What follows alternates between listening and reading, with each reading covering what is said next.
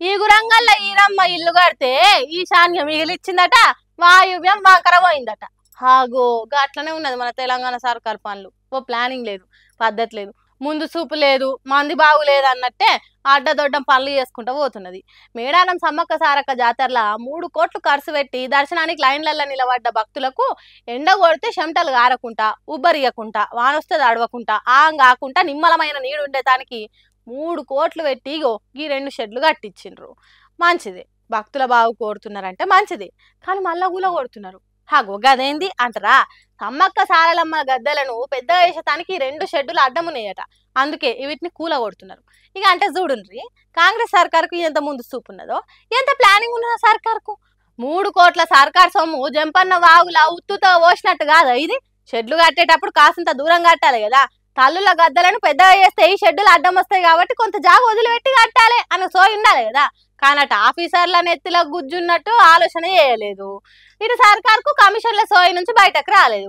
అందరు కలిసి జనం సొమ్మును గంగలో పోసినట్టు చేసిండ్రు. ఆ 3 కోట్ల సొమ్ముతో ఏదన్నా మండలంలో మొత్తంలో ఇందిరా మిన్లు కట్టియొచ్చు, ఆర్టీసీకి కొన్ని కొత్త బస్సులు కొనొచ్చు. కానీ అడ్డమైన తెలుగులతో 3 కోట్ల నాగం చేసిండ్రు. షీషిషి అని తిడుతున్నారట మేడారం షెడ్డుల ముచ్చటెరకైనా సమ్మక్క సారక్క తల్లుల భక్తులు.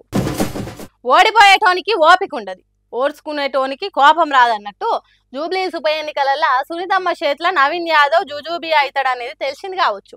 నిప్పుల వడ్డ ఉప్పోలే చిటచిటపట అంటాడు నవీన్ యాదవ్. కట్టలు తెంచుకున్న కోపం కొంపలు ముంచుతుందని ఎరగకుండా ఎట్లా పడితే అట్లా మాట్లాడుతున్నాడు. ఏమంటున్నాడు అనేది మీరైనసారి. బీఆర్ఎస్ వాళ్ళు పిచ్చి పిచ్చి వేషాలు, పిచ్చి పిచ్చి తమాషాలు వేసుకొని ఇది నా ఇల్లు జూబ్లీహిల్స్, నా ప్రాంతం, మీరు కాదు కదా, మీ బాసులు కూడా గల్లీలకి బయటికి పోలేరు అని చెప్పేవాడు కూడా మీ ఇల్లు కూడా, మీ గల్లీలు దాటరు, మీ ఇల్లు చూడరు. ఇన్నరా జూబ్లీహిల్స్ నవీన్ యాదవ్ ఇల్లట. బీఆర్ఎస్ పార్టీలు ఇక్కడికి వచ్చి ఇంటికి పోలేరట. సరే పోలే అనుకుందాం, ఎందుకు కావచ్చు. నడుమిట్లు ఏమన్నా నవీన్ యాదవ్ పెట్టిన చెక్ పోస్టులు ఉన్నాయా? లేకుంటే జూబ్లీహిల్స్ నియోజకవర్గం చుట్టూ నవీన్ యాదవ్ కట్టించిన ప్రహారీ గోడు ఉన్నదా? దాన్ని దాటిపోయేదానికి బీఆర్ఎస్ పార్టీలకు కష్టమవుతుందా? ఎందుకు ఇంటికి పోలేరు కావచ్చు? ఎన్నికలలో పోటీ చేసిన అభ్యర్థి మాట్లాడే మాటలు ఇవేనా? ఓట్లు అడిగే ప్రచారం చేస్తున్నాడా లేకుంటే గుండాగిరి చేస్తున్నాడా? ఇంటికి పోనీయకుండా ఏం చేస్తాడు కావచ్చు? కట్టేస్తాడా? ఇంటికన్నా ఉంచుకొని భోజనాలు పెడతాడా? ఆ మాటలకు అర్థం ఏంటిది? ఓడిపోతున్నా కాబట్టి ఏదో ఒకటి చెప్పి హల్చల్ చేస్తే మీడియా కవరేజ్ వస్తుందని ఎట్లా మాట్లాడుతున్నాడు?